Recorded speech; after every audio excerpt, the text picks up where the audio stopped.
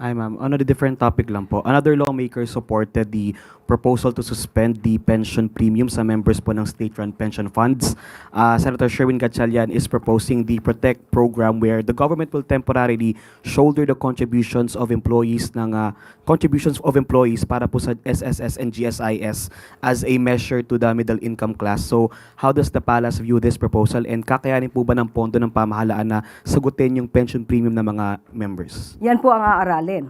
Pero sa ngayon po, meron na pong ginagawa na ang SSS, ang GSIS at pag-ibig para sa ating mga kababayan dahil nga sa nangyayaring gulo dito sa Middle East. Sa SSS po ay meron na po silang aabot po sa 60 billion pesos financial assistance and benefits para sa mga miyembro, pensioners at sa mga employers sa kanilang mga loan programs at yung early implementation ng 2026 pension increase. At nandun din po yung loan penalty condonation, pati po sa employer na patungkol po sa contribution delinquency. Ay meron na rin pong relief na ibinibigay po ang SSS. Ang GSIS naman po, sa ngayon, meron pong tinatawag na Balik Ginhawa Program. Ito po yung 3 buwan na loan, 3 buwang loan moratorium. I-refund muna para po magamit ng ating mga kababayan at babayaran po nila ito nang wala pong tinatawag na interest.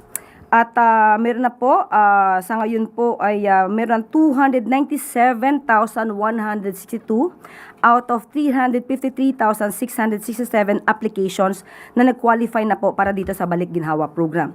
Sa Pag-ibig naman po, nag-announce po ang Pag-ibig na special benefits package para po sa mga repatriated OFWs.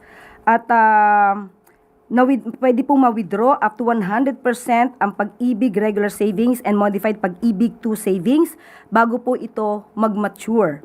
At makaka-avail din po sila ng 3 buwang moratorium sa kanilang housing loan payments na walang interest at walang penalties. Thank you, ma'am.